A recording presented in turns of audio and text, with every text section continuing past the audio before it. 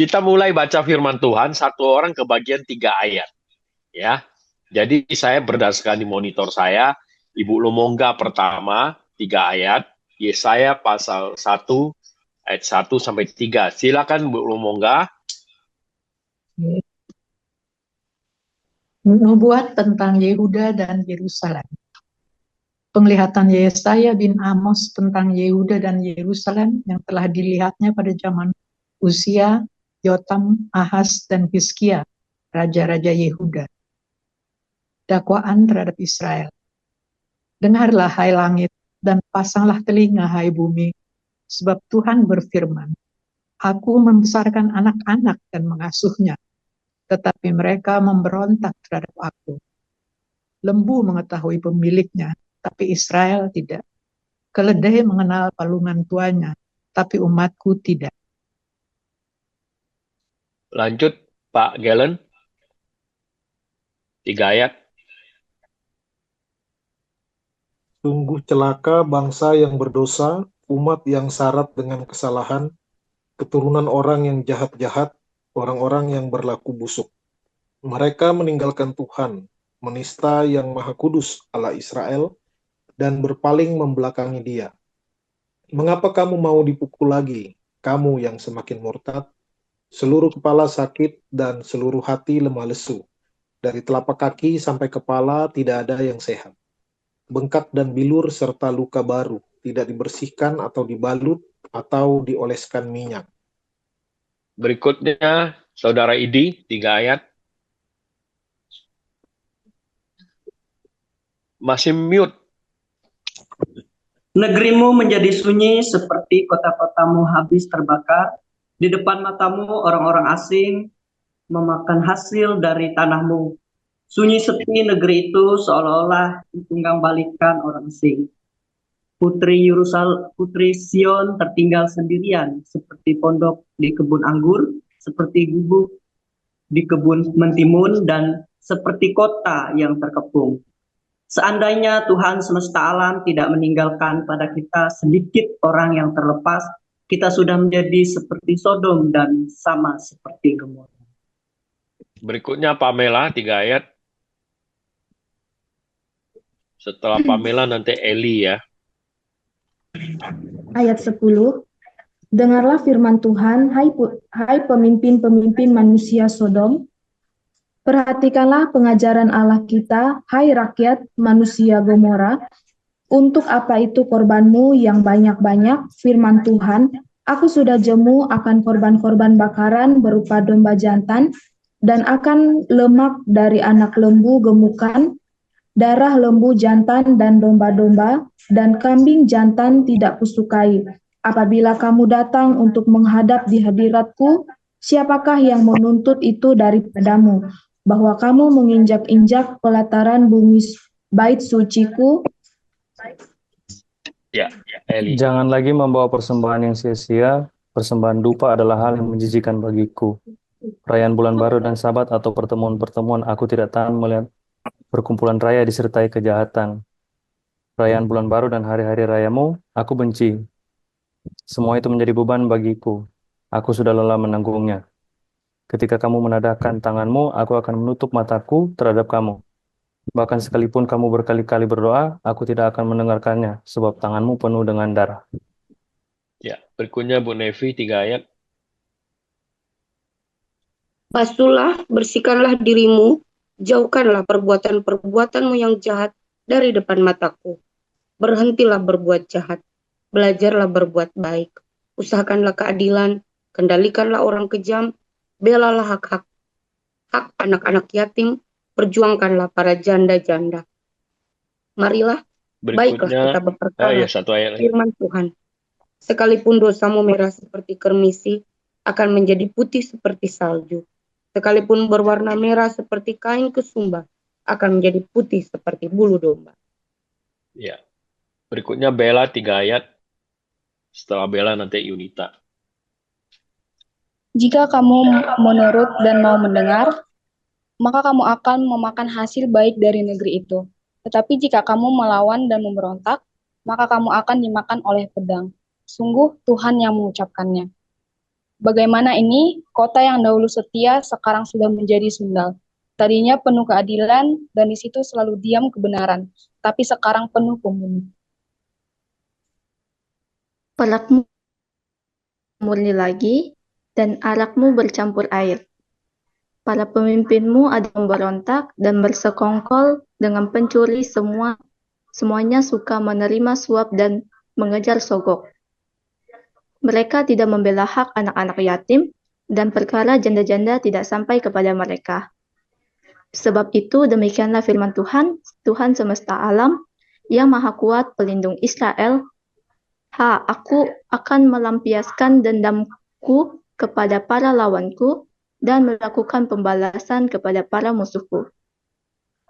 Ya, ayat 25 sampai 27 minta Bang Patrick. Siapa, Heri?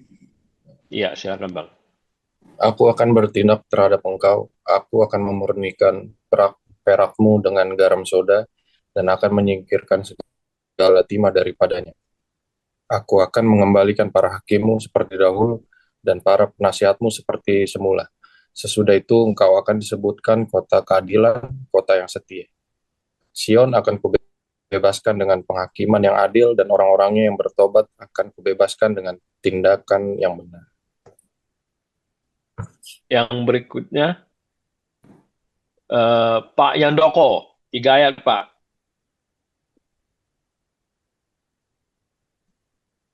Ayat 28, namun Pak, orang yang sampai 31, memberontak, Pak.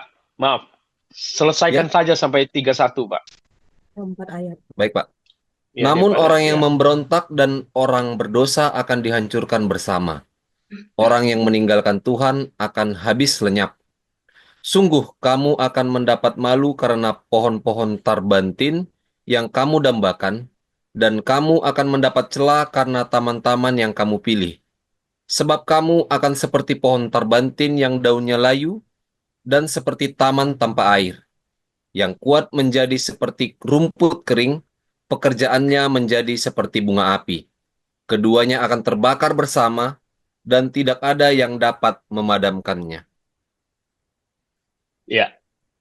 Bapak Ibu, terima kasih. Saudara-saudaraku, terima kasih untuk sudah berpartisipasi dalam pembacaan firman Tuhan Yesaya pasal 1.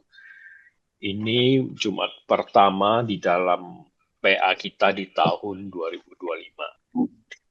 Bapak Ibu yang dikasih Tuhan, kita mengambil kitab Yesaya dengan dasar alasannya karena memang Yesaya ini banyak bersentuhan dengan kitab-kitab nabi kecil yang sudah kita selesaikan di tahun 2024 kemarin. Bapak Ibu yang dikasih Tuhan, mari kita renungkan firman Tuhan dan kita gali bersama. Nanti kita ada waktu diskusi, karena ini pertemuan pertama dan pasal pertama ini lumayan banyak ya, ada 31 ayat dengan 4 bagian sebenarnya di dalam satu pasal ini. Tetapi karena banyak dan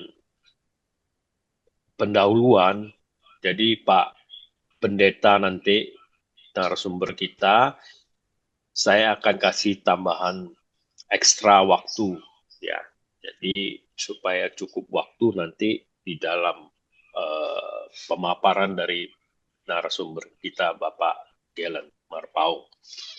Baik, saya mempersingkat waktu, Bapak Ibu yang dikasih Tuhan. Kita mari dengarkan sharing dari Pamela dari pasal 1 ini, dan apa yang beliau dapatkan yang boleh dibagikan kepada kita. Setelah itu, kita memperdalam apa yang sudah disampaikan Pamela di dalam diskusi kita. Baiklah, saya serahkan waktu ini ke dalam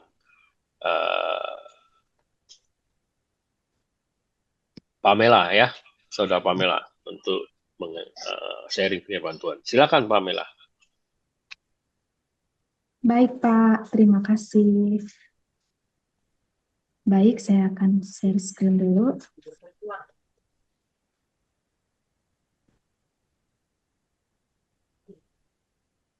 Baik.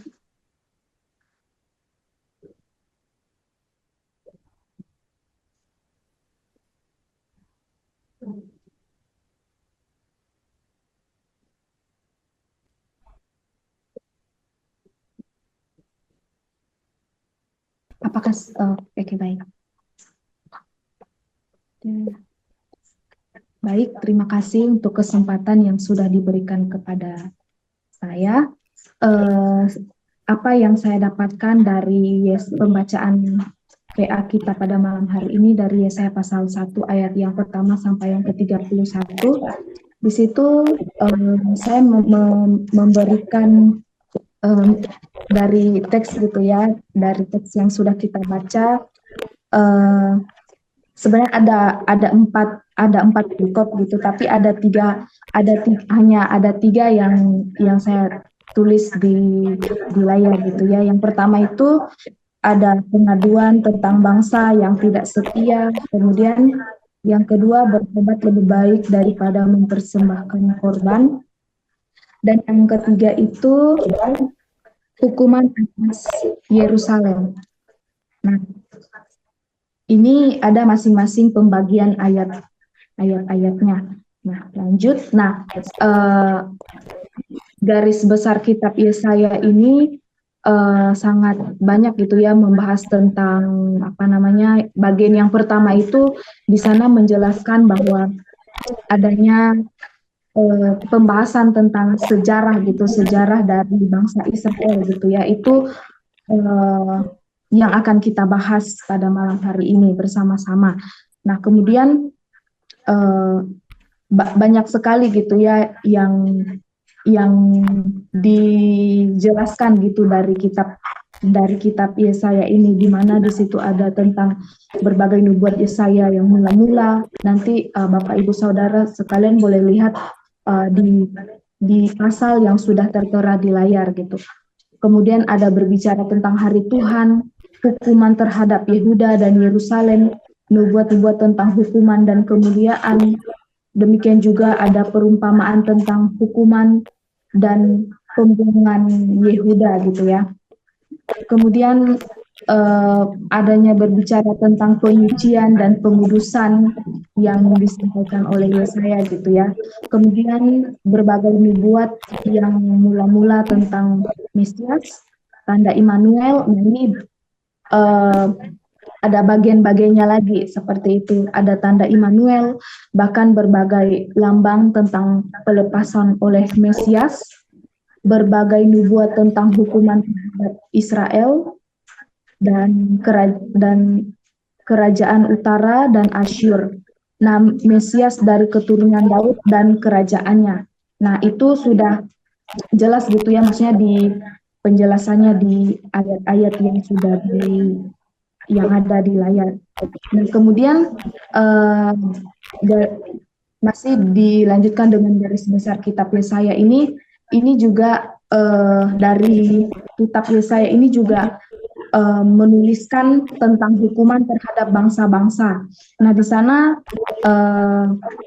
ada beberapa bangsa gitu ya yang dinubuatkan oleh Yesaya bahwa mereka mendapat hukuman gitu ya, bahwa firman Tuhan yang datang kepada Yesaya untuk memberitahukan tentang dosa atau pelanggaran yang bangsa-bangsa ini lakukan terhadap Allah seperti itu. Ada Babel, Asyur, Filistea, Moab, Damsik, Ethiopia, Mesir, Babel, Duma, Arabia, Yerusalem, Tirus, dan Sidon. Nah, ini sebenarnya masih banyak lagi dari setiap latar belakang dari kitab Yesaya seperti itu. Kemudian bagian nubuat tentang akhir zaman juga dituliskan di kitab Yesaya, bahkan nubuat tentang celaka yang mengait dengan harapan dan nubuat akan keselamatan. Nah, ini merupakan garis besar gitu ya dari pembahasan kitab Yesaya seperti itu. Nah, kemudian yang akan saya bagikan lagi.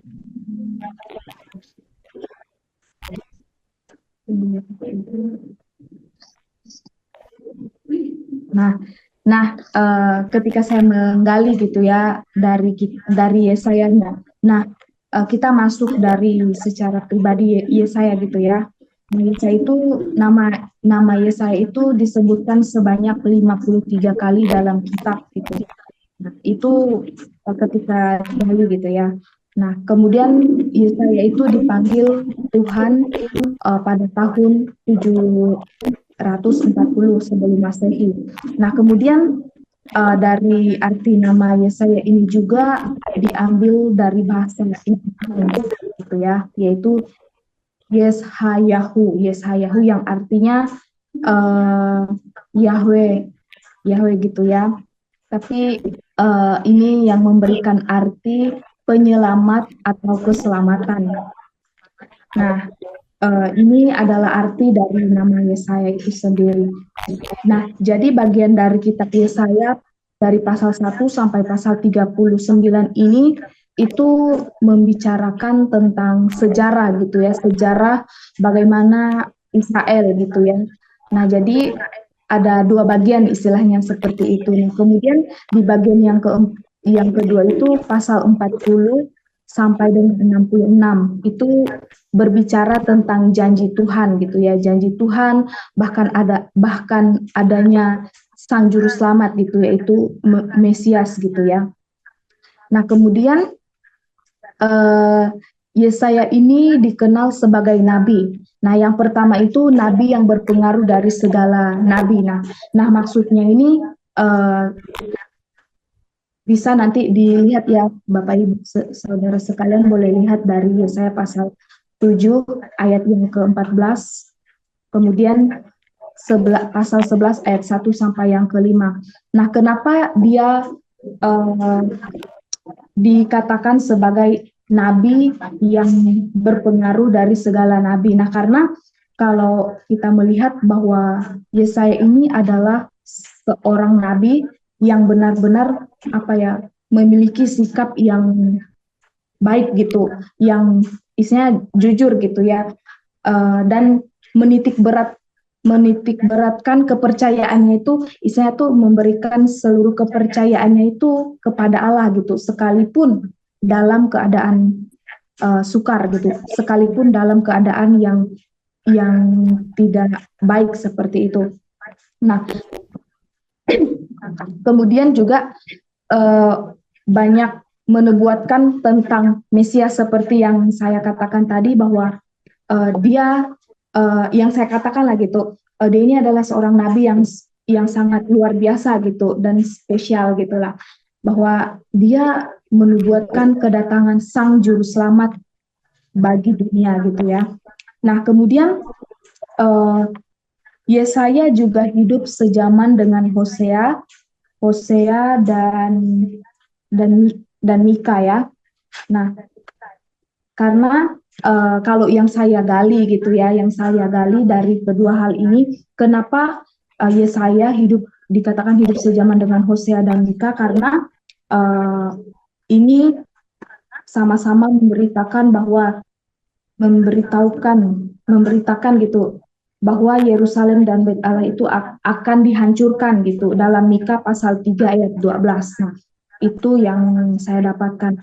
Nah, kemudian Yesaya ini juga melayani dalam masa pemerintahan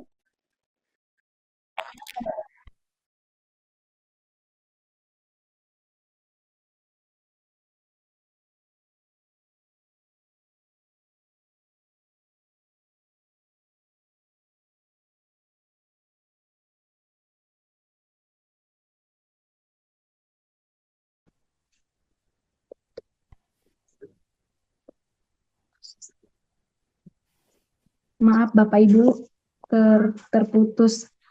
Oke, saya lanjutkan. Nah, Yesaya ini juga melayani di masa pemerintahan 4 raja, yaitu Uzia, Yotam, Ahaz, dan Hizkia. Nah, di zaman kenapa dia melayani pada masa pemerintahan ini gitu ya. Nah, kalau berdasarkan yang saya gali gitu ya, yang saya dapatkan bahwa memang Uzia ini dikenal sebagai raja yang baik. Namun di dalam kitab mencatat, dan 2 Tawarik mencatat bahwa dia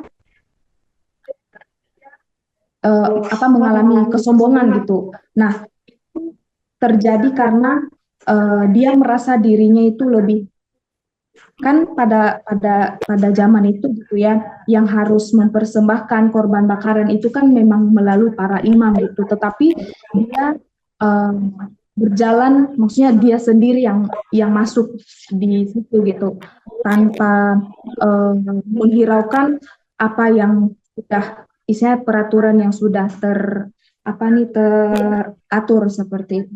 Nah, kemudian ketika dia diingatkan bahkan ditegur, nah dia marah gitu, marah kepada para imam. Nah, sehingga itu membuat dia membuat dia marah, dan itu menunjukkan bahwa adanya kesombongan yang membuat dia sendiri isinya melanggar gitu, melanggar. Kemudian yang kedua di zamannya Yotam. Nah, itu juga bisa nanti dilihat di 2 Raja-Raja pasal 15 ayat 30 sampai 38, dan 2 Tawarikh pasal 27 ayat 1 sampai yang ke-7. Nah, kemudian di bagian yang ketiga ada Ahaz. Nah, Ahaz ini juga dicatat bahwa dia melakukan kebenaran, hidup di dalam Tuhan. Nah, tetapi di apa yang dilakukannya itu akhirnya dia juga melawan Tuhan, istilahnya melakukan sesuatu hal yang tidak memuliakan Tuhan, yaitu menyembah berhala. Nah, seperti dikatakan di sana, menyembah berhala. Kemudian Hizkia juga mengalami hal yang membuat dia jatuh gitu, di mana pada masa hidupnya, dalam masa kepemimpinannya gitu ya, dia adalah seorang raja yang benar-benar hidup di dalam Tuhan. Nah, tetapi ketika adanya kesombongan di dalam dirinya, sehingga dia membuat tidak memuliakan Tuhan gitu ya, tidak memuliakan Tuhan dan tidak berterima kasih gitu atas apa yang dimintanya kepada Tuhan, lalu Tuhan berikan, tapi dia lupa untuk bersyukur dan berterima kasih kepada Tuhan seperti itu. Nanti bisa dilihat di 2 Tawarikh pasal 32 ayat yang ke-25. Nah, ini adalah kisah yang dari keempat raja gitu.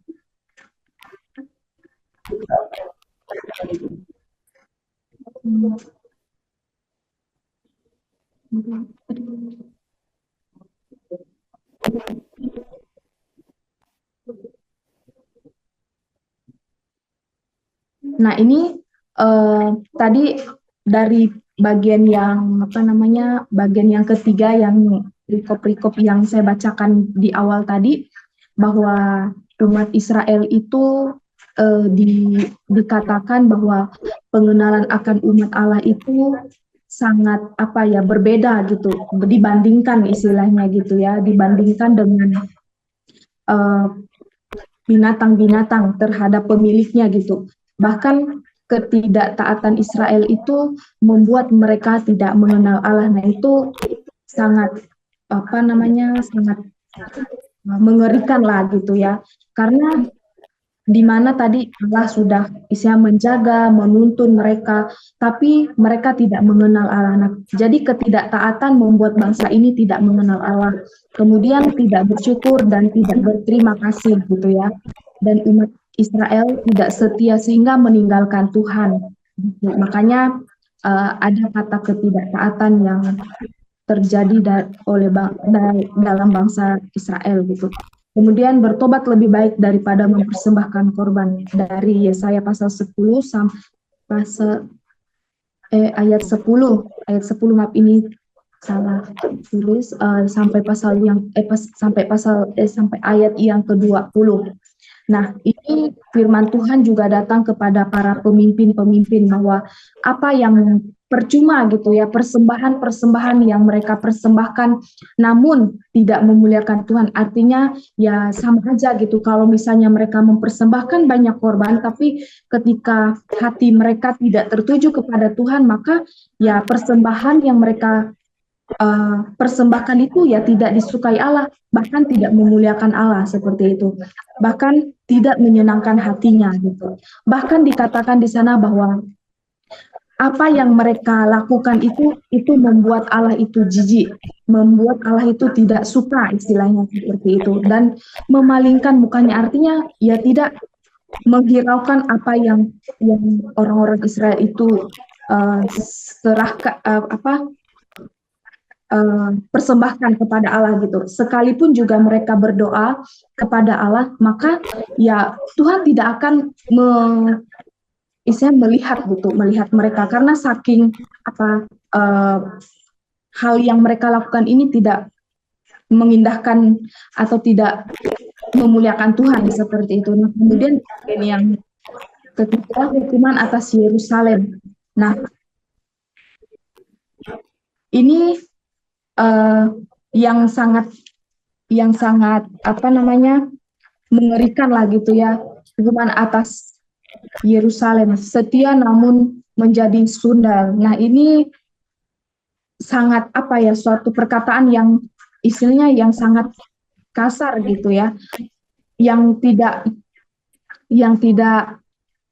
enak gitu untuk didengar. Tetapi ini adalah suatu kebenaran firman Tuhan yang bisa menegur dan mengingatkan gitu untuk para pemimpin seperti itu. Kemudian pemimpin mereka juga bergaul dengan pemberontak dan pencuri.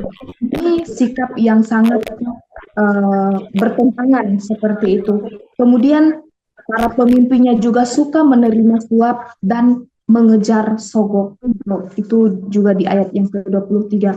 Bahkan tidak membela hak-hak anak yatim dan para janda gitu. Tetapi bagaimana mereka ini bersikap ya harus sesuai dengan keinginan dari mereka, tanpa mempedulikan bagaimana hak anak yatim, mana hak janda, tapi mereka semua rampas, mereka semua tidak hiraukan seperti itu. Kemudian ini sangat mengerikan gitu ya Bapak Ibu semuanya.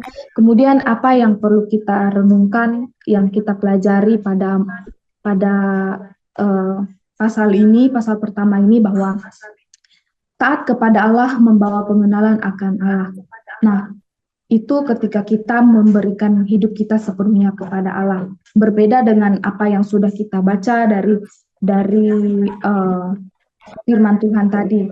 Kemudian bertobat kepada Allah juga dengan segenap hati, jangan melakukan kekejian. Nah, ini suatu perenungan juga bagi kita, bagi saya secara pribadi, bahwa ketika kita mengakui setiap dosa dan pelanggaran kita kepada Allah dengan segenap hati dan meninggalkan segala kekejian yang di mata Tuhan gitu, dan kita mau belajar untuk terus memuliakan Allah dalam keseharian hidup kita. Amin untuk sharing firman Tuhan yang sudah saya sampaikan.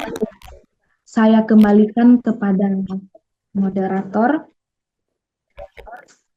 Baik, terima kasih Pamela untuk sharing firman Tuhan. Bapak Ibu yang dikasih Tuhan, sebelum kita masuk diskusi, sedikit saya mau garis bawahi apa yang sudah Pamela sampaikan. Dan mungkin juga ada sedikit penggalian saya yang saya akan tanyakan ke Pamela juga ya, sebelum nanti kita lanjutkan diskusi. Pertama yang kita bahas adalah seorang nabi yang sangat spesial tadi yang disampaikan, karena disinggung namanya 53 kali dalam 9 kitab ya. Itu ya tadi Pamela ya. Kemudian nabi ini Yesaya, ya namanya sendiri yang punya pemahaman Tuhan keselamatan ya. Itu Yahweh keselamatan, penyelamat. Nah, nabi ini Yesaya ini hidup pada zamannya Raja Uzia, Yotam, Ahaz, dan Yehezkia. Dan dia hidup sejaman dengan Hosea dan Mika yang kita sudah bahas dari kecil ya. Seperti itu. Tadi juga disinggung bahwa banyak dari Yesaya bernubuat bicara tentang Mesias, yaitu Yesus Kristus yang akan datang sebagai juru selamat. Seperti itu. Nah, itu yang saya mau garis bawahi dan saya tambahkan sedikit. Dari zaman raja yang memerintah saat itu, kita dapat pemahaman dari yang disampaikan oleh Pamela tadi, bahwa raja ini di akhir hidupnya adalah jahat, sombong, ya. Meskipun Uzia dan Hizkia kita tahu baik awalnya. Uzia sama dicatat juga seperti halnya dengan, masih ingat dengan Saul, raja pertama juga sombong. Dia menunggu Samuel yang tidak datang dan dia melakukan sendiri, membawa persembahan, menggantikan imam, ya, seperti itu. Dan Tuhan menghukum Saul, sama halnya dengan Uzia tadi. Sedangkan Hizkia, ya kita tahu bahwa dia masa hidupnya sampai pada kematian, mau mati ya, baik itu. Karena minta sama Tuhan perpanjangan waktu hidupnya, Tuhan berikan. Tapi sayang sekali, di penghujung tambahan waktu justru dia melakukan dosa kesombongan. Seperti itu. Nah, jadi kita bisa lihat umat tadi tidak setia, ya, yang disampaikan oleh Pamela tadi, umat yang mempersembahkan dan beribadah secara formalitas doang. Tetapi tingkah lakunya sama halnya seperti Tuhan Yesus menegur para orang Farisi dan Saduki, ahli Taurat, ya. Jadi Tuhan tidak senang dengan persembahan ibadah yang formalitas itu, tetapi tindakan mereka tidak jujur, tidak hidup di dalam kebenaran Allah, dan tidak takut akan Allah. Nah, itu tadi yang kita boleh dapatkan. Jadi kalau pemimpinnya, raja-rajanya bobrok, ternyata umat juga demikian, ya. Saya bisa garis bawahi, simpulkan tadi apa yang sudah dipaparkan oleh Pamela. Dan terakhir, garis besar dari pasal 1 ini bicara tentang ketidaksetiaan, ya. Tidak menghormati, seperti anak-anak yang tidak menghormati dan tidak mengenal Tuhan, seperti itu. Kemudian juga seruan bertobat, ya. Seruan bertobat dan hukuman atas Israel.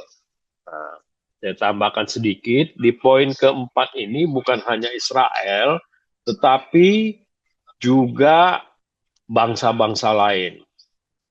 Tetapi ada pilihan seruan bertobat dari Tuhan. Yang mau bertobat akan Tuhan pulihkan.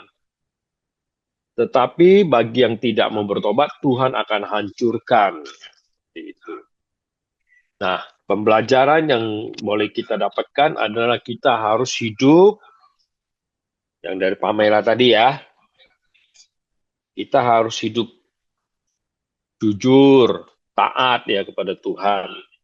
Dan segeralah bertobat jikalau berbuat dosa, supaya Tuhan pulihkan kehidupan kita. Jangan bertindak semena-mena dan serampangan, ya. Nah, saya kira itu yang boleh dapatkan. Apakah Pamela juga bisa menjawab atau memperjelas bahwa Yesaya adalah seorang yang berpendidikan, ya. Sehingga pasal 39 pasal Yesaya ini, 66 pasal diyakini semuanya itu adalah tulisan Yesaya, Nabi Yesaya. Tetapi ada sebagian teolog yang memastikan bahwa tulisan Yesaya hanya pasal 1 sampai pasal 39. Nah, itu satu, Pamela. Yang kedua, istri dari Yesaya juga dibilang adalah seorang nabi ya. Apakah punya referensi siapakah nama nabi tersebut?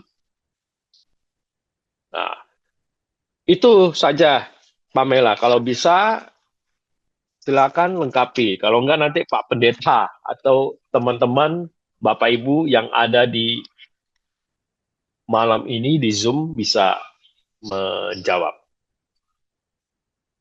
Itu dulu. Terima kasih, Pamela. Baik Pak, terima kasih. Tapi Pak, untuk istrinya tuh ya memang dikatakan seorang nabi ya.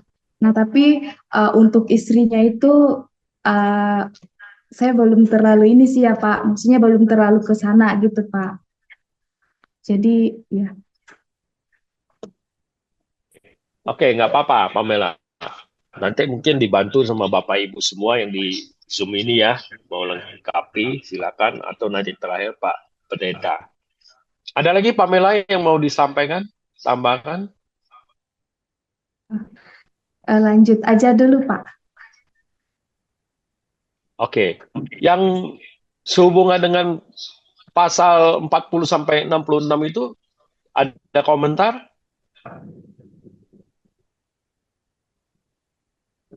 Pamela?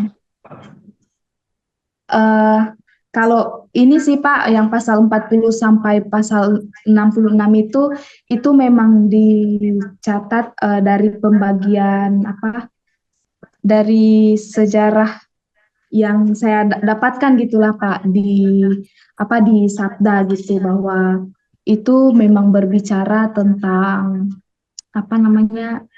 janji-janji seperti itu Pak. Kalau di bagian yang kedua itu, khusus pasal 40 sama 66. Oke. Jadi lebih banyak nubuat tentang janji tentang Kristus akan datang. Bahkan di situ disebut juga Yesaya bicara sejarah yang belakang tentang penciptaan bumi dan langit serta manusia. Makanya spesial sekali ya, dia lengkap sekali di dalam PL disebut kitab Yesaya ini. Juga dia bicara ke depan tentang bumi dan langit baru yang kita sering bahas, Yerusalem baru ya kemarin-kemarin itu. Iya Pak. Pak, saya ada boleh komentar mengenai itu? Ya, silakan. Boleh Pak.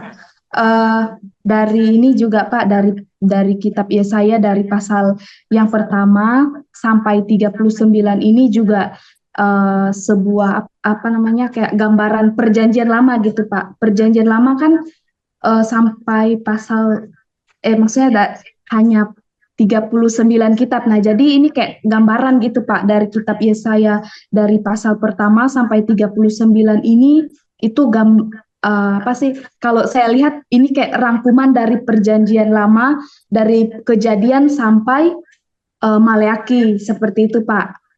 Nah, kemudian di pasal 40 sampai yang ke 66 itu, nah itu kayak sesuai jumlah dari kitab perjanjian baru gitu Pak, dari Matius sampai Wahyu gitu.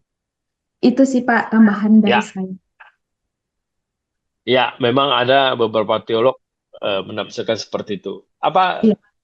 Pamela bisa kasih tambahan referensinya dari mana itu? Supaya nanti teman-teman bisa lihat.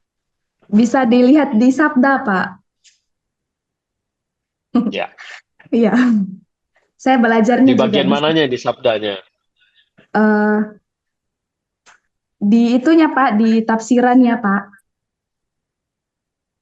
Tafsiran siapa? Ada banyak kan bagian situ tafsirnya.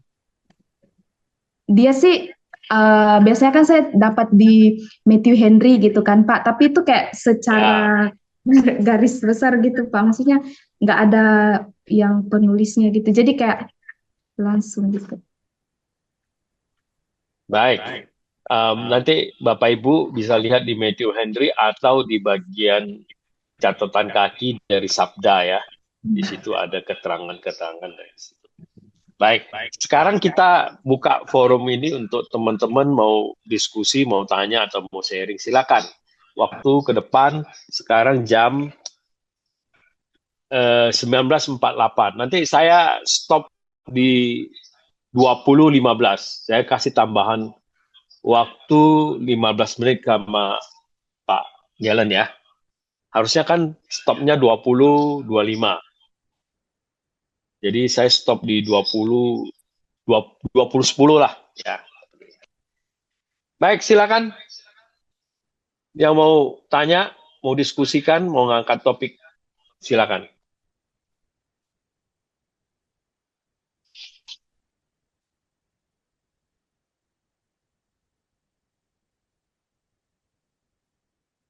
Halo, waktunya jalan terus. Ya, malam Pak. Malam, silakan. Siapa ini? Eli, ya. Iya Pak. Mic-nya, silakan. Ya. Ya, saya cuma mau nanya aja yang detail-detail kecil, sebenarnya cuma buat konteks aja biar saya lebih paham. Mungkin teman-teman di sini udah ikut PA dari udah lama, jadi mohon maaf kalau saya tarik dikit ke belakang. Saya cuma pengen tanya, ini penglihatan Yesaya bin Amos tentang Yehuda dan Yerusalem yang telah dilihatnya pada zaman Usia, Yotam, Ahaz, dan Hizkia raja-raja Yehuda. Jadi itu penglihatannya Yesaya tentang Yehuda dan Yerusalem waktu dia hidup di zaman Usia, Yotam, Ahaz, dan Hizkia, yang dia dapatkan pas dia hidup di zaman itu, atau penglihatan yang dia dapatkan tentang Yehuda dan Yerusalem pada zaman Usia, Yotam, Ahaz, dan Hizkia sebelum dia hidup di zaman itu. Jadi maksudnya apakah penglihatan ini udah terjadi atau akan terjadi ke depan? Itu yang pertama. Kemudian kedua itu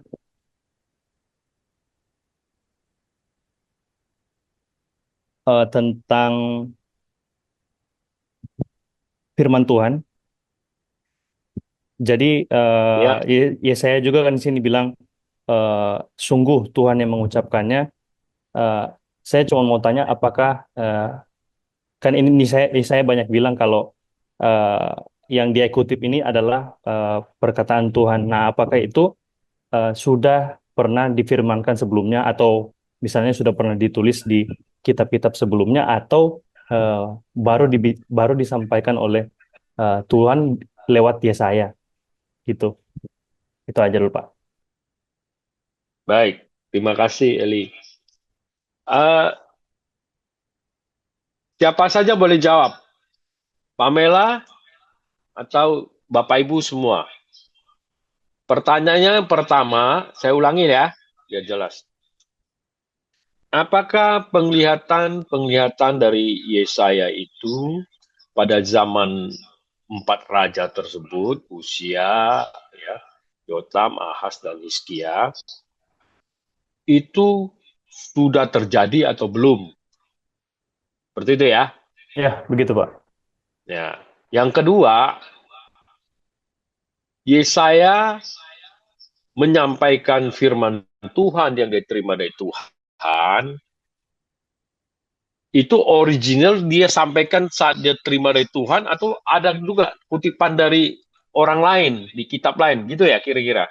Iya, begitu Pak, dua-duanya. Nah, silakan. Ya.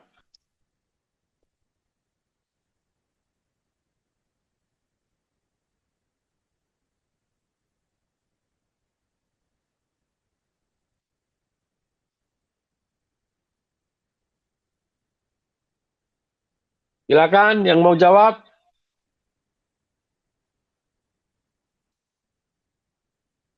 Wah, ini banyak sudah nih menyusul nih pakar-pakar kita.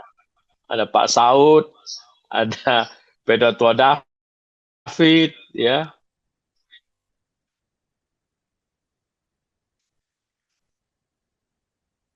Ada Bu Lumongga.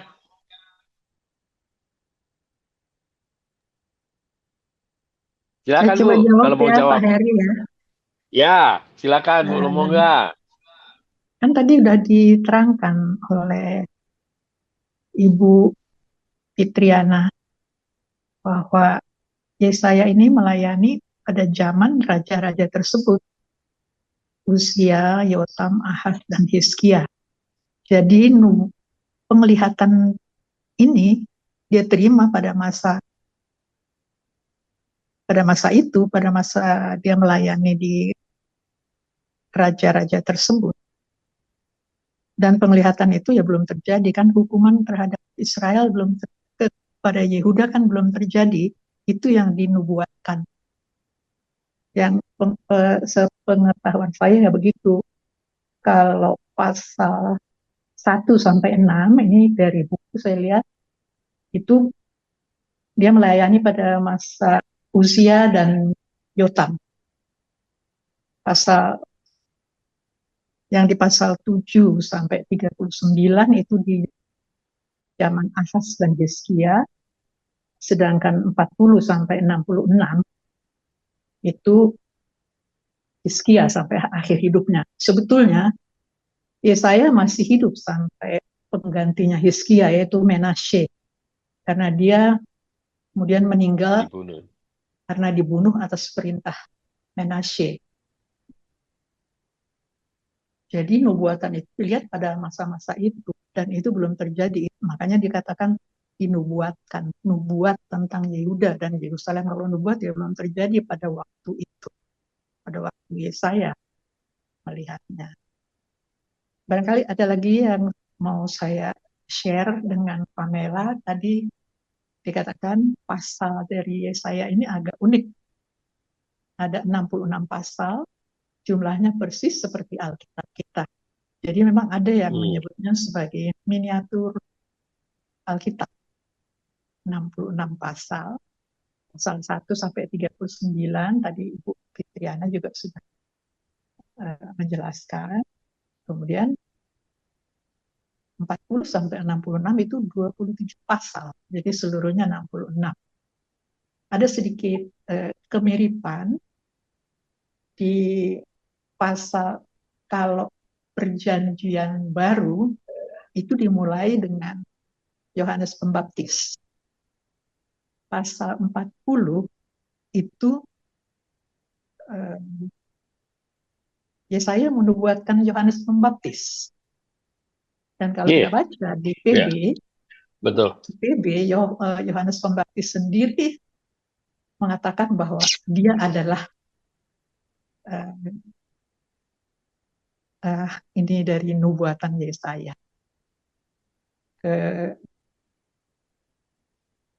Yang dinubuatkan oleh Yesaya. Jadi dia diakui sendiri oleh Yohanes Pembaptis. Juga di pasal-pasal terakhir dari kitab Yesaya itu membahas banyak mengenai surga dan bumi baru. Sedangkan perjanjian baru juga di kitab Wahyu 21 itu berbicara mengenai Yerusalem baru. Jadi ada sedikit kemiripan, tapi ya nggak persis sama. Itu aja. Dan yang saya pelajari dari kitab Yesaya ini,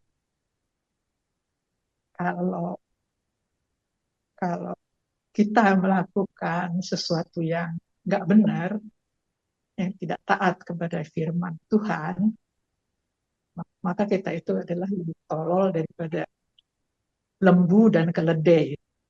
Bayangkan, karena di sini Yesaya menyebutnya lembu aja kenal tuannya yang memberi makan, keledai juga. Masa umatku tidak mengenal aku yang memelihara mereka sudah sejak keluar dari tanah Mesir. Jadi ini yang harus diingat, harus selalu kita ingat. Itu yang pertama. Dan yang kedua, mengenai ibadah sejati. Kalau kita beribadah atau melakukan perayaan-perayaan ibadah yang besar, harus selalu kita ingat bahwa tangan kita itu harus bersih. Tidak melakukan hal-hal yang nggak benar, dan hati kita juga harus murni. Karena kalau tidak, Tuhan sudah bilang, saya tidak mau menerima ibadahmu. Ini barangkali yang perlu kita ingat, karena ini sebetulnya peringatan bukan hanya untuk rakyat, bukan hanya untuk umat Israel, tapi juga untuk kita yang sekarang ini. Jadi kalau beribadah, beribadah yang benar. Jangan seperti umat Yehuda ini. Barangkali itu yang bisa saya share, Pak Heri. Baik, terima kasih Bu Lomongga. Saya kira jelas sekali dan ada beberapa berkat yang Pak Ibu Lomongga juga sampaikan untuk kita, apa yang boleh dapatkan dari pembelajaran kitab ini. Apakah Eli kejawab pertanyaannya? Ya, kejawab Pak. Tapi mungkin Oke. teman-teman lain-lain juga, Bapak Ibu yang ada di sini bisa bantu jawab juga nanti. Mungkin Pak Gelen juga bisa tambah juga. Ya, kalau Ya, ada biar saya makin tambahan, mengerti ya. konteksnya. Ya. Oke. Baik, terima kasih Eli. Jadi yang tadi saya mau garis bawahi juga adalah bahwa dari Bu Lomongga tadi ya. Jadi kitab ini juga memang miniaturnya Alkitab gitu ya. Banyak dikutip di PB juga banyak mengutip tentang Yesaya ini ya, selain Ulangan dan Mazmur ya. Jadi PB itu banyak sekali mengutip tentang Yesaya. Dan pembelajaran buat kita di zaman ini, jangan tolol ya. Kalau bikin dosa, kita seperti binatang, seperti lembu dan keledai. Cepat-cepat bertobat ya. Tuhan tuh setia. Kalau kita berdosa, cepat kembali kepada Dia ya. 1 Yohanes 1 ayat 9 ya. Tuhan setia kalau kita mengaku dosa kita, Dia akan ampuni kita. Tetapi setiap hari harus berperang. Lebih baik kalau kita nggak jatuh dalam dosa yang sama ya. Keledai dengan masuk lubang yang sama. Itu sudah minta ampun, itu lagi dosanya. Sudah minta ampun, itu lagi. Seperti itu. Dan yang poin satu lagi tadi saya catat dari Ibu Lomongga adalah ketika kita beribadah, kita merayakan hari besar dalam puji sembah kita harus memiliki tangan dan hati yang bersih, bersungguh-sungguh memuji dan menyembah Tuhan. Bahasa saya dari perjanjian baru, yaitu kita boleh memuji dan menyembah Tuhan dalam roh dan kebenaran. Seperti itu. Baik, lanjut. Ada lagi yang mau ditambahkan? Atau dari Pamela sendiri mau tambahkan? Tadi pertanyaan dari Eli. Cukup, Pak. Oke, jelas ya, cukup ya. Jadi memang nubuat itu ya belum terjadi ketika disampaikan. Contohnya tentang Tuhan Yesus kan belum datang saat itu, seperti itu ya. Tentang apalagi sekembalinya dari pembuangan itu ya belum terjadi juga. Baik, lanjut. Apakah ada pertanyaan atau diskusi yang lain? Silakan, Bapak Ibu.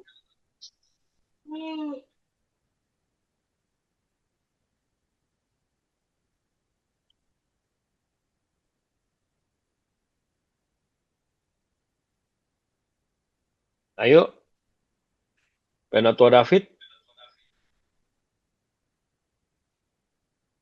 atau Pak Saud?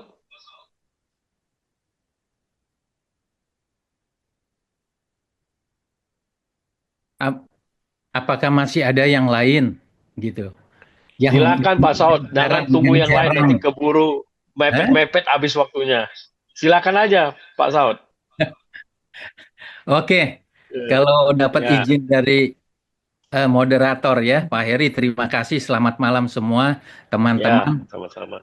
Saya berjuang luar biasa untuk bisa hadir dan tetap terlambat ya. Baru datang belum apa-apa, jadi langsung sudah dari on the way, sudah Mira suruh siapin ini laptop ya. Baik, Jadi kita langsung Luar saja. biasa. Ya, ini tahun Ya, baru eh, pertama kita PA ya. Soalnya yang terakhir saya jadi moderator, saya membuat narasi di Pengkhotbah 7 ayat 8, akhir segala sesuatu lebih baik daripada awal ya. Gitu ya dan seterusnya. Nah, ini di baru ini apa nih yang saya mau sampaikan. Tapi sebelum itu, sebenarnya waktu saya moderator, saya juga surprise ya, Vele eh, langsung aktif loh menanggapi ya. Terima kasih ya, karena waktu bulan lalu saya moderator, saya tawarkan, Eli bilang kesempatan ini dan sudah dibuktikan.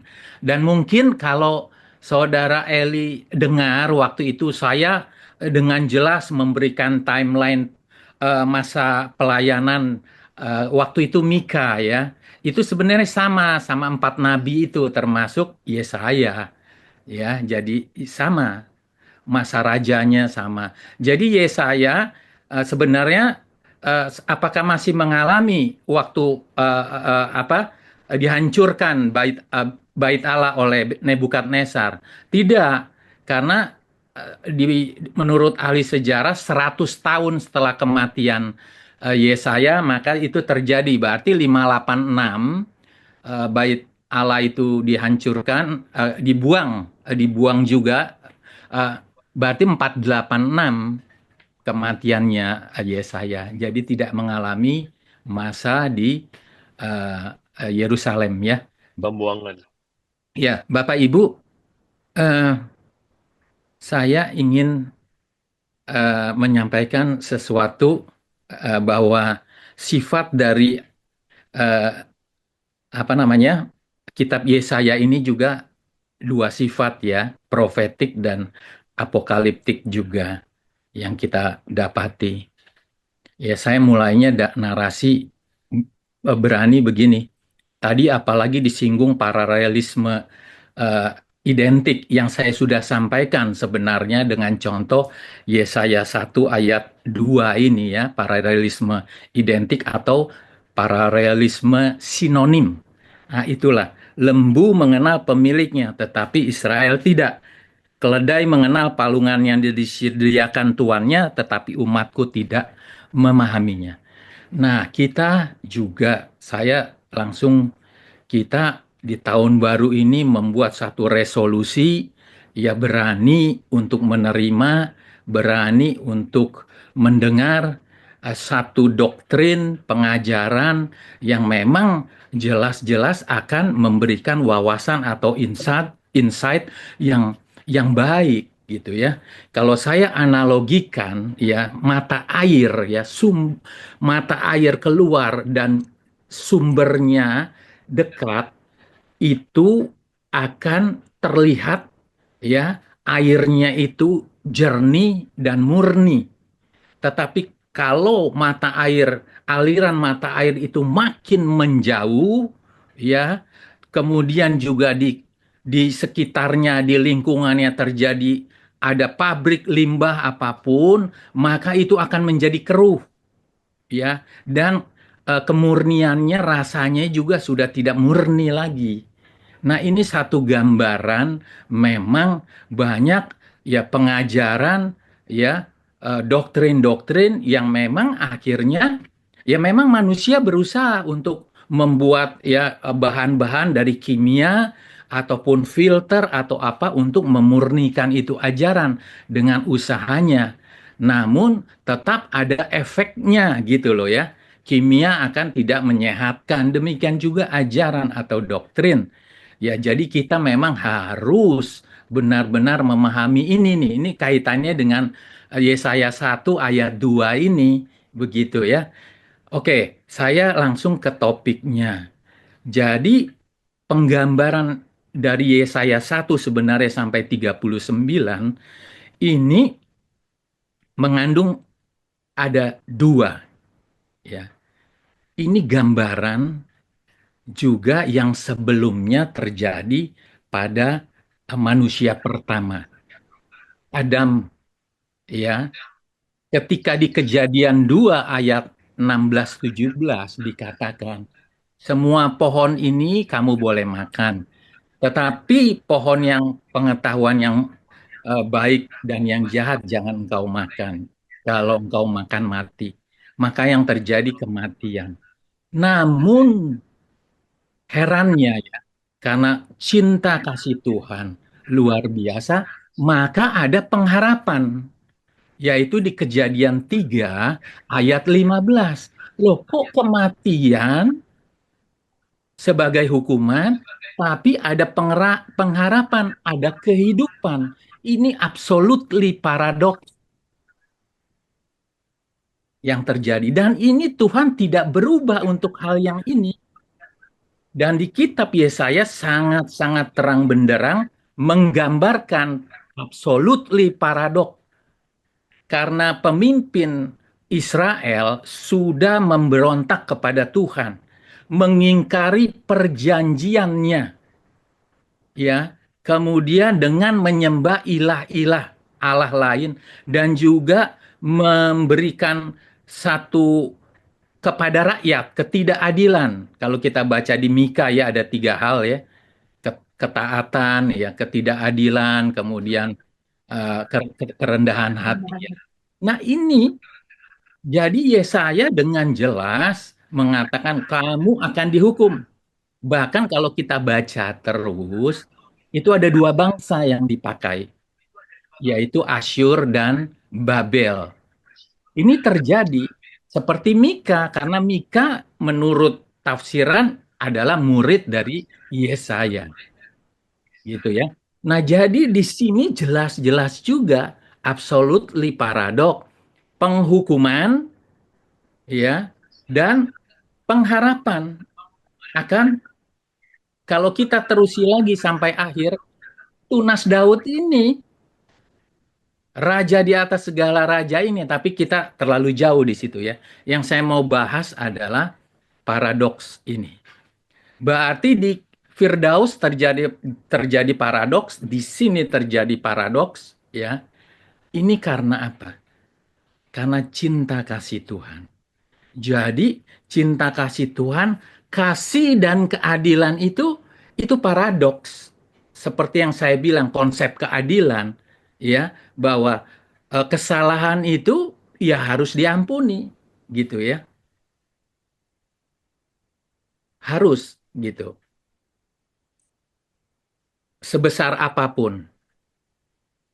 Nah, jadi kembali lagi paradoks ini, inilah yang dari sejak awal ajaran bahwa kasih dan keadilan Allah inilah yang akhirnya kita kenal kasih karunia, yaitu Yesus mati di atas kayu salib. Itu keadilan Allahnya. Harus ada yang mati, nggak boleh. Harus dihukum yang kesalahan, gitu loh. Pak Saud bisa dipersingkat? Iya, artinya gini. Kita tinggal 3 menit. Baik, jadi banyak ajaran yang akan mengubah itu. Kasih dan keadilan bisa diubah, maaf, dengan murka dan kedaulatan. Saya tidak bisa menemukan paradoksnya. Tapi kasih dan keadilan, gambaran dari kitab Yesaya ini jelas menggambarkan inilah absolutely paradoks. Demikian aja Pak Heri yang saya bisa sampaikan. Terima kasih. Baik, terima kasih Pak Saud ya. Jadi Pak Saud udah gambarkan panjang lebar, udah mencakup seruan kitab nih. Kita baru pasal 1. Ya, tapi ilustrasinya Pak Saud tadi menarik juga, bahwa ada ajaran doktrin-doktrin baru yang bagus, yang dekat sumbernya harus kita terima. Saya Pak, pendek aja kalau saya bilang, nggak usah panjang lebar itunya ilustrasinya. Yang ada di Alkitab bilang kita lihat buahnya ya, buahnya gitu loh. Sama ya, dari sumbernya yang dekat. Baik, terima kasih Pak Saud. Itu tadi paparan yang sangat komprehensif ya, bahwa kitab Yesaya ini adalah sebuah paradoks bagaimana kemurkaan Tuhan, hukuman diberikan, tetapi kasih juga diberikan Tuhan. Seperti itu. Mutlak semua karena kedaulatan Tuhan dan cinta kasih Tuhan, anugerah kepada orang berdosa. Baik, masih Kak ada sebelum saya serahkan ke Pak Pendeta, 2 menit lagi sisa waktunya. Kalau ada yang mau masih bertanya, 1, silakan.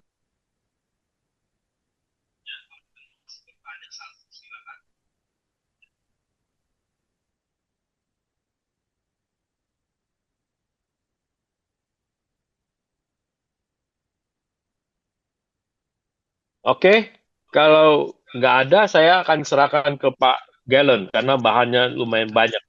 Jadi saya kasih tambahan waktu ke Pak Galen, 10 menit.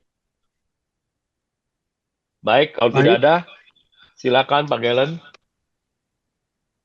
Ya, terima kasih Penatua Heri. Selamat malam Bapak Ibu, rekan-rekan semua. Senang sekali ya malam ini di tahun yang baru kita boleh kembali berkumpul membahas PA dari satu kitab Yesaya ya, yang dia dinilai sebagai nabi besar. Nah, saya akan cepat karena cukup banyak slide-nya ya. Mungkin nanti yang sudah dibahas saya nggak bahas lagi, diupayakan. Tentu Yesaya adalah seorang nabi besar dalam pengertian bahwa kitabnya cukup panjang ya, ada nabi besar, ada nabi kecil. Kalau di Alkitab Ibrani digabungkan Nevi'im ya, kitab nabi-nabi. Nah, arti namanya adalah tadi Pamela juga sudah bahas, inti artinya keselamatan dari Tuhan, atau Tuhan adalah penyelamat, atau Tuhan adalah keselamatan ya. Zaman hidupnya tadi sudah dibahas, sekitar 50-an tahun ya dia melayani, mulai dari Raja Usia sampai Raja Hizkia. Jadi diperkirakan lebih dari setengah abad. Menurut tradisi Yahudi, Yesaya mati syahid atau mati martir ya, digergaji.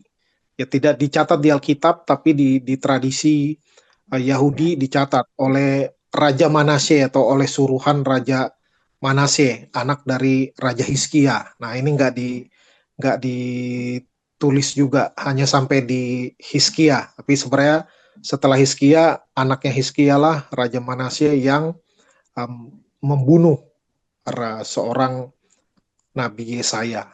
Nah, tadi juga sudah disebut ya, sejaman dengan Hosea dan Mika. Nah, jadi ini konteksnya bahwa kerajaan Asyur sudah merebut Israel atau Israel Utara ya, yang beribu kota Samaria. Nah, ini dia memberikan peringatan kepada raja yang ada di zaman dia. Nah, terutama tentang pengandalan akan Tuhan. Nah, jadi pada saat itu karena Israel akan diserbu, Israel yang disebut di pasal 1 ini maksudnya Yehuda ya. Nah, maksudnya Yehuda. Nah, jadi Israel waktu Raja Ahaz sempat mengharapkan bantuan dari Asyur untuk melawan Israel yang koalisi sama Aram. Nah, Hizkia bilang tidak boleh kepada Raja Ahaz. Lalu kepada Raja Hizkia juga ketika mau diserang Asyur, maka seorang Yesaya mengingatkan Hizkia, jangan minta bantuan Mesir, ya, jangan minta bantuan Firaun. Ya, faktanya memang raja mencoba koalisi biar kuat gitu. Akhirnya ya memang akhirnya jatuh juga. Ya, tadinya Hizkia merendahkan diri. Nah, ini ada kaitannya dengan kitab-kitab lain juga yang menarik sebenarnya kalau kita gali lebih dalam lagi. Tapi akhirnya lalu Hizkia menyombongkan diri, memamerkan harta kekayaan kerajaannya, lalu akhirnya datang lagi nubuatan bahwa apa yang dipertontonkan kepada utusan Babel ya itu yang akan diambil oleh Babel. Nah, demikian. Nah, kemudian penulisnya tentu Yesaya, dan ada hal yang menarik, keunikan dari kitab Yesaya adalah istilah yang Maha Kudus Allah Israel. Ya, ini muncul 26 kali di seluruh kitab Yesaya. Sedangkan di kitab-kitab PL lainnya hanya 6 kali disebutkan. Jadi ini adalah keunikan ciri khas dari kitab Yesaya, penggunaan frasa atau ungkapan yang Maha Kudus, Allah Israel. Nah, ini terkait juga tadi dengan pertanyaan Saudara Eli ya, tentang ini sudah terjadi atau belum terjadi. Nah, di kitab Yesaya ini ada yang sudah terjadi, ada yang belum terjadi. Nah, makanya memang di dalam teologi modern, beberapa teolog atau penafsir menafsirkan bahwa penulis Yesaya ini bukan satu orang, bukan hanya Yesaya. Ya, karena Yesaya 40 ke atas itu bicara juga tentang Babel yang akhirnya menyerang Yehuda dan merampas Yehuda dan membuang mereka ke Babel. Nah, dari kerajaan Babilonia di bawah Nebukadnezar. Nah, itu belum terjadi. Itu bahkan sekitar 1 abad kemudian kejadiannya. Maka dianggap tidak mungkin Yesaya yang menulis. Bahkan kalau Yesaya 65-66 itu tadi Bulu Mongga juga sudah singgung ya. Mirip kitab Wahyu, ada langit dan bumi yang baru. Nah, kita meyakini bahwa seorang nabi bisa dipakai Tuhan untuk menuliskan hal-hal yang belum terjadi di zaman itu. Ya, bisa saja justru karena namanya nubuat, sifatnya ke depan belum terjadi, maka kita meyakini bahwa ya Yesaya 40-66 pun ditulis oleh seorang nabi Yesaya. Dan berikutnya juga kalau kita lihat dari Perjanjian Baru, banyak sekali kutipan-kutipan yang tidak membedakan antara Yesaya pasal 1-39 dengan Yesaya 40-66. Ya, jadi Perjanjian Baru mengutip dengan bebas gitu dari kedua bagian ini. Maka kita meyakini bahwa penulisnya ya Yesaya, ya tidak ada penulis yang lain. Berikutnya, ya ini termasuk kitab Yesaya, termasuk kelompok kitab nabi-nabi besar, ada 66 pasal ya. Tadi Bulu Mongga sudah singgungnya keunikannya, jadi mirip miniatur kitab suci.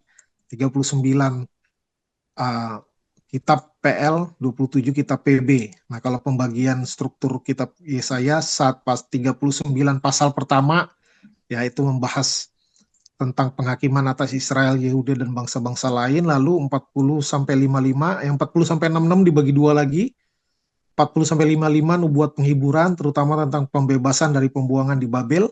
Kemudian Yesaya 56-66 tentang nubuat tentang masa depan dan pemulihan yang kekal, termasuk tema eskatologis tentang akhir zaman yang tadi disinggung tentang langit dan bumi yang baru. Ya, kemudian tema utama kitab Yesaya ini tentu tentang kedaulatan Tuhan, bahwa Tuhan sebagai penguasa atas seluruh bangsa dan jalannya sejarah dunia. Kemudian Tuhan memanggil umatnya untuk bertobat dari dosa-dosa mereka. Ini tema-tema yang terus diulang ya di sepanjang kitab suci. Nah, kemudian tentang pengharapan mesianik. Ya, ini tadi sempat disinggung oleh Pamela, dianggap nabi yang salah satu yang terbesar ya di Perjanjian Lama. Ya, tadi disebutkan karena orangnya baik. Ya, tentu ya baik betul juga ya. Tapi tentu kaitannya yang saya pertajam lagi tentang nubuatan mesianiknya itu. Ya, tentang nubuatan mesianik ini di sepanjang kitab Yesaya disebut ya. Yesaya 7 ayat 14 berbicara tentang kelahiran Mesias dari seorang perawan. Wah, ini sangat spesifik ya, yang hanya mungkin digenapi oleh Yesus Kristus. Kemudian nubuat tentang Mesias sebagai Raja Damai. Lalu tadi yang disebutkan Pamela dari Yesaya 11 ayat 1-5 itu berbicara tentang tunas Daud. Ya, tadi Pak Saud juga sempat singgung sedikit ya tentang tunas Daud yang berbicara tentang Mesias. Lalu Yesaya 53 juga nubuat tentang hamba Tuhan yang menderita demi keselamatan umat manusia ya. Kitalah yang ditanggungnya gitu. Itu berbicara juga semua mengacu bermuara kepada Yesus Kristus sebagai Mesias. Nah, Yesaya 53 ini kan yang paling panjang membahas tentang hamba Tuhan yang menderita itu, yang mengacu kepada Mesias. Makanya Yesaya dinilai sebagai nabi yang sangat spesial, yang diberikan banyak sekali nubuatan mesianis oleh Tuhan untuk diberitakan kepada umatnya. Nah, berikutnya saya mencoba membagi di pasal 1 yang kita baca tadi. Yang pertama tentu pengantar, ya, pengantar. Dikatakan ini adalah penglihatan Yesaya, ya, penglihatan Yesaya, lalu tentang apa yang dilihatnya pada zaman usia Yotam, Ahaz, dan Hizkia, raja-raja Yehuda. Jadi dia menjelaskan apa yang dia catat ini adalah penglihatan-penglihatan yang diberikan Tuhan kepadanya, ya, baik yang sedang terjadi, yang telah, sedang, maupun yang akan terjadi. Kemudian ayat 2-4 ini adalah teguran, bahkan juga sindiran Tuhan kepada Israel karena mereka telah memberontak kepada Tuhan. Ya, dibilang anak yang udah dibesarkan tapi tidak tahu berterima kasih, kemudian seperti keledai aja masih kenal palungan tuannya, tapi umatku tidak kenal. Ya, jadi betapa Tuhan menyindir, ya, menyindir dalam arti juga menegur bangsanya, ya, yang tidak tahu berterima kasih kepada Tuhan yang sudah memelihara mereka, bahkan banyak sekali melakukan mujizat-mujizat besar di masa yang lampau. Nah, kemudian di ayat 5 sampai ayat 9 ini gambaran tentang kondisi Israel yang rusak. Ya, bagaimana Yesaya menggambarkan kondisi Israel seperti tubuh yang terluka parah akibat dosa-dosanya, bahkan dibandingkan dengan Sodom, ya, Sodom dan Gomora. Namun Tuhan tetap menyelamatkan sisa kecil. Nah, ini juga tema yang atau istilah yang terus berulang, ya, sisa atau sisa kecil atau remnant bahasa teologisnya. Kan selalu ada yang tersisa, ya. Kalau mau bertobat tentunya, ya, kalau enggak ya akan seperti Sodom dan Gomora, akan dibinasakan oleh Tuhan. Nah, kemudian berikutnya ayat 10 sampai ayat 15 berbicara tentang ibadah yang tidak berkenan di mata Tuhan. Bagaimana Tuhan menolak ibadah formalistik, ya, atau yang hanya bersifat ritual yang mati, ya. Karena apa? Mereka beribadah secara formalistik tetapi tidak disertai ketaatan dan keadilan. Ya, maka Tuhan menegur bahwa korban dan upacara yang mereka lakukan sia-sia jika tidak diikuti dengan kehidupan yang benar. Ya, di sini juga kalimatnya dengan bentuk puisi yang luar biasa. Tuhan bilang, apa gunanya korbanmu banyak? Ya, saya sudah jemu atau bosan, ya, dengan korban-korban bakaran berupa domba jantan. Ya, lalu dengan, ya, semua persembahannya lah. Lalu kamu datang di hadiratku, siapa yang tuntut itu? Ya, sehingga kamu menginjak-injak pelataran baitku. Bahkan Tuhan tidak senang orang-orang munafik ini datang ke pelataran bait Tuhan. Ya. Lalu ayat 13 dikatakan jangan lagi bawa persembahan yang sia-sia. Ya, karena persembahan itu hal yang menjijikkan bagiku. Perayaan-perayaan mereka juga itu menjijikkan bagi Tuhan. Tuhan bilang tidak tahan melihat perkumpulan raya disertai kejahatan. Nah, berbagai perayaan-perayaan lainnya itu menjadi beban, katanya. Ya, intinya Tuhan tidak suka. Bukan Tuhan dibilang akan menutup mata terhadap mereka dan juga tidak mau mendengarkan apa yang mereka doakan ketika mereka menadahkan tangan. Wah, ini sebuah pernyataan yang luar biasa bahwa artinya bangsa Yehuda atau bangsa Israel tetap melakukan ritual-ritual, tetapi ketika itu tidak disertai dengan ketaatan, ya, kalau konteks sekarang ketika kita hari Minggu dengan kita di luar hari Minggu, selain hari Minggu. Nah, maka kalau hanya hari Minggu saja baik, ya, maka itu tidak berkenan di hadapan Tuhan. Harus sebagaimana di dalam bait Allah atau di dalam rumah Tuhan atau di gereja, dan selain hari ibadah ya harus hidup dengan ketaatan dan keadilan, ya termasuk memperhatikan orang-orang yang lemah.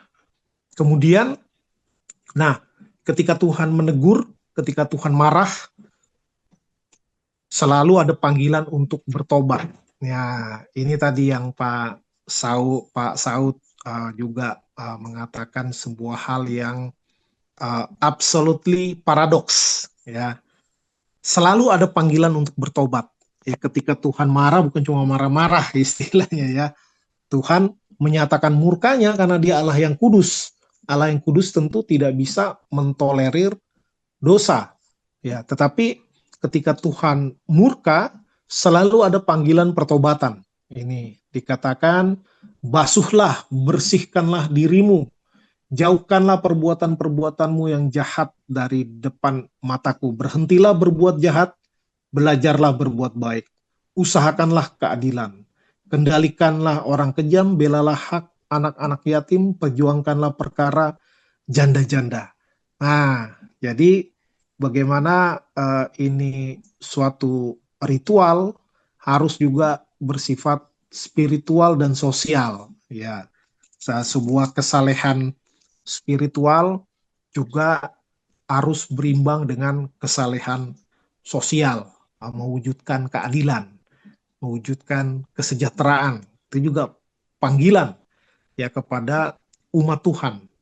Nah, lalu ketika mau bertobat tentu tidak ada dosa sebesar apapun yang tidak bisa diampuni oleh Tuhan kalau orang itu bertobat.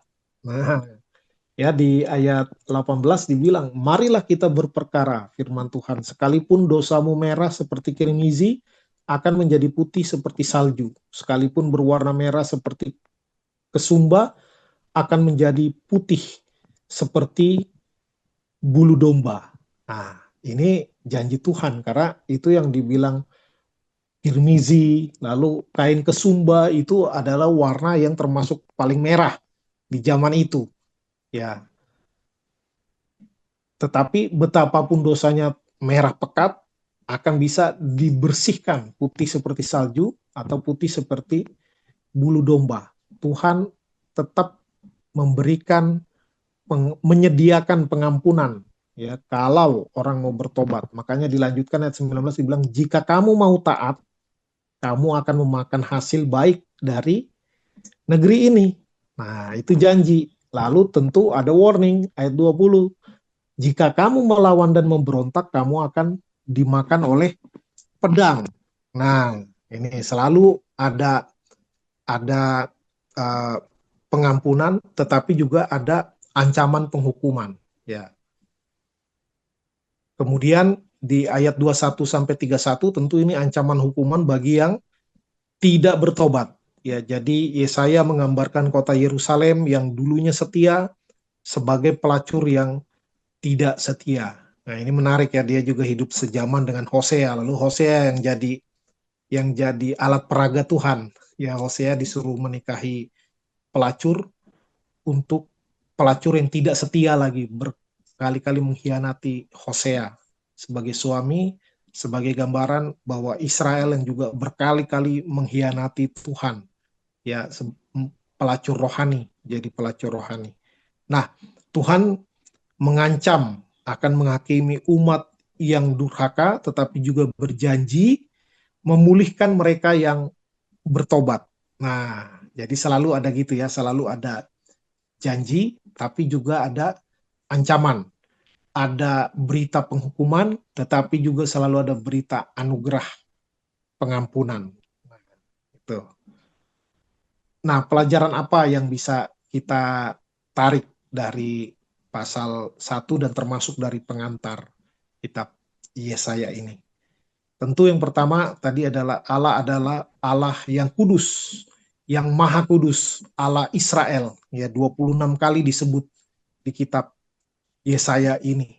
Dan tentu yang bagian sangat terkenal di Yesaya pasal 6 ketika Yesaya di bait Allah dan melihat kekudusan Tuhan, apa yang diucapkan langsung adalah kudus, kudus, kuduslah Tuhan. Ya, ketika menyatakan kudus, kudus, kuduslah Tuhan, Yesaya langsung merasakan dia begitu najis, begitu berdosa ketika dihadapkan kepada kemahakudusan Tuhan. Nah, karena itu, karena Allah adalah Allah yang kudus, maka umat Tuhan, ya, kita semua harus berupaya untuk hidup kudus oleh anugerah Tuhan. Karena setelah kita percaya kepada Kristus, kita ditebus, kita dimungkinkan untuk hidup kudus, dimungkinkan untuk melawan dosa. Nah, karena itu kita harus sadar dan kita pakai kuasa yang dari Tuhan untuk melawan dosa. Nah, dan firman Tuhan juga bilang kan, hendaklah kamu kudus, sebab Bapamu yang di sorga adalah kudus. Nah, jadi kejarlah kekudusan, itu bahasa di Perjanjian Baru dikatakan. Ya, kemudian berikutnya, Tuhan menilai dengan objektif. Pencitraan palsu tidak memukau Tuhan. Nah, Tuhan tidak bisa dikelabui. Ya, kalau di dunia ini banyak strategi trik untuk mengelabui. Misalnya bawahan kepada atasan, ya, ada yang asal bos senang atau asal bapak senang, ya, atau ketika dipantau, ketika diawasi, misalnya kita bekerja dengan baik, ya, ketika tidak diawasi asal-asalan, misalnya begitu. Nah, manusia bisa diakalin,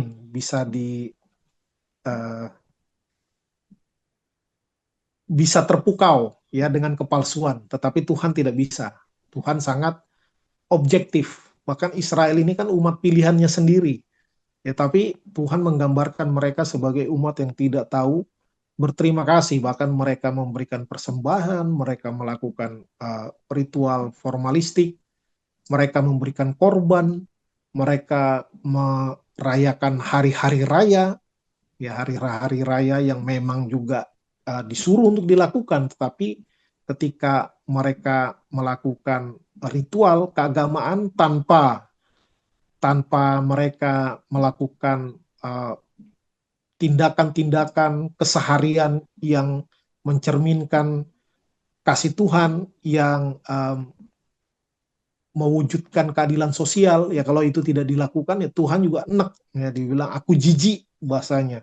Tuhan muak, Tuhan bahasa halusnya bilang tidak berkenan, ya. Jadi kesalehan ritual tanpa kesalehan sosial spiritual tidak berkenan kepada Tuhan. Nah, kemudian Tuhan memberikan panggilan pertobatan kepada orang berdosa. Nah, bagi yang mau bertobat dengan sungguh-sungguh akan diampuni sebesar apapun dosanya. Ya, jadi tidak ada dosa yang terlalu besar untuk tidak bisa diampuni oleh Tuhan. Tetapi sebaliknya dikatakan di sini, bagi yang terus memberontak akan dihukum. Dengan kata lain, dosa sekecil apapun juga kalau tidak mau bertobat juga akan diperhitungkan oleh Tuhan, ya, akan diperhitungkan oleh Tuhan. Karena yang Tuhan cari adalah, yang Tuhan kehendaki adalah pertobatan. Ya, jadi dosa yang paling besar bisa diampuni kalau mau bertobat. Sebaliknya, dosa-dosa kecil yang tidak diakui justru akan bisa bertumbuh, ya, bisa bertumbuh dan bisa membuahkan maut nanti, ya, kalau tidak bertobat. Nah, ini bahasa warning, bahasa kenabian seperti ini, ya. Nah, kemudian tadi Pamela sempat menyebutkan istrinya Nabiah, ya, istrinya Yesaya. Lalu belum menemukan referensinya. Jadi referensinya ada di pasal 8 ayat 3. Ya, pasal 8 ayat 3 mungkin saya baca, ya. Memang di bahasa Indonesia kurang tergambar dengan lebih akurat, ya. Tidak berarti salah, tetapi dibilangnya gini, kemudian aku menghampiri istriku, ya, atau ditulis di sini sih seorang nabiah. Nah, aku menghampiri istriku seorang nabiah, ya, di King James Version maupun yang versi lainnya hampir semua menyebutnya ini prophetess, artinya nabiah atau nabi perempuan, ya. Memang tidak disebutkan namanya, uh, tapi nama anaknya disebutkan. Nah, ini juga sebuah hal yang menarik. Tentu nanti akan lebih dijelaskan lagi ketika membahas pasal 8. Ya, istri Yesaya melahirkan anak-anak yang diberi nama simbolis. Nah, ini menarik nih. Ini simbolis untuk Israel juga. Simbolis untuk Israel. Seperti Hosea yang simbolis disuruh menikahi pelacur. Kalau Yesaya, nama anaknya dikasih oleh Tuhan, Maher Shalal Hasbas. Nah, artinya cepat rampas, segera jarah. Wah, ini kasih nama anak. Ya kalau kita bilang zaman sekarang, wah ini aneh bener kasih nama anak. Maknanya apa? Cepat rampas, segera jarah. Wah, ini sebenarnya kan ini warning yang begitu besar kepada bangsa Yehuda, ya, atau Israel disebut di sini. Kalau mereka nggak bertobat, ya mereka akan dirampas, akan dijarah. Dengan kata lain, ada bangsa lain yang akan menghancurkan mereka, ya. Dan akhirnya nanti di pasal di atas pasal 40 itu di penggenapannya terjadi 1 abad setelah zaman Yesaya, bagaimana akhirnya kerajaan Babel akhirnya menyerang bangsa Yehuda, Israel Selatan, dan membuang mereka ke Babel sehingga mereka hidup dalam pembuangan. Nah, ini juga terkait tadi pertanyaan dari Eli, ya, yang tadi sudah dijawab juga oleh rekan-rekan bahwa ada yang sudah terjadi, tentunya adalah bagaimana Israel Utara sudah jatuh ke tangan Asyur. Ya, ini bagian dari apa yang dilihat oleh Yesaya. Nah, karena itu dia meminta raja-raja, dia menjadi nabi yang menasihati raja jangan pernah mengandalkan manusia. Ya, entah itu kerajaan Asyur ketika melawan Israel, lalu mau berkongsi dengan kerajaan Mesir untuk melawan Asyur. Nah, apalagi ketika Hizkia memamerkan sempat mau diserang, Hizkia merendahkan diri di hadapan Tuhan, lalu Tuhan membela musuhnya kalah, tetapi kemudian di penghujung hidupnya Hizkia dengan bangga, ya tentu menunjukkan kesombongannya, dia memamerkan apa yang dipunyai kerajaannya kepada utusan Babel, makanya lalu Yesaya diberikan nubuatan oleh Tuhan dan dia menyatakan kepada Raja Hizkia bahwa apa yang dilihat oleh utusan Babel itu, ya itu yang akan nanti diambil oleh orang Babel, dan itu kemudian terjadi. Nah, jadi demikian yang bisa saya bagikan kepada kita. Ya, sekiranya mungkin ada yang terbersit mau bertanya atau ada yang ingin didiskusikan atau dipertajam, dipersilakan. Saya kembalikan kepada moderator. Ya, terima kasih Pak Pendeta Kelemar Paung sudah melengkapi dari sharing diskusi kita tentang Yesaya pasal 1. Kita nggak punya waktu banyak, tinggal 3 menit, jadi saya simpulkan apa yang menjadi diskusi kita malam ini mengenai Yesaya pasal 1 sebelum nanti saya kembalikan ke Saudara Idi. Jadi di sini saya catat ada minimal 5 poin yang tadi yang paparan dari narasumber yang belum sempat kita singgung, ya. Jadi saya bacakan untuk kita. Pertama,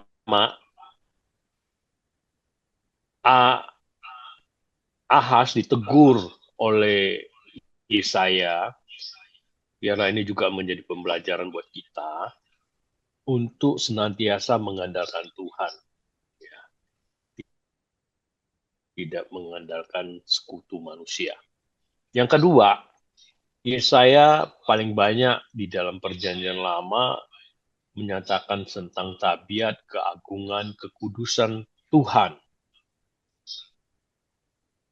Allah Maha Kudus, tadi Pak Pendeta sudah mengungkapkan sampai 26 kali. Jadi kita juga harus hidup kudus seperti Allah kita adalah kudus oleh anugerah Tuhan. Yang ketiga, kesalehan ritual itu tidak cukup. Tuhan tidak mengutamakan itu, tetapi harus dibarengin, harus diikut sertakan kesalehan sosial, sosial spiritual. Segeralah bertobat. Ya. Kemudian yang terakhir, referensi mengenai Nabia boleh baca kembali Bapak Ibu di pasal 8 ayat 3. Dan yang menarik, nanti kita juga akan memperdalam akhir Salal Hasbahas.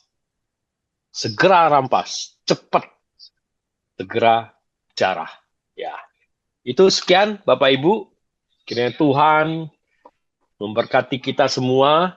Apa yang sudah malam ini kita dapatkan tidak hanya sekedar mengisi kognitif kita, tetapi mendarat di hati kita dan kita boleh melakukan di kehidupan kita sehari-hari.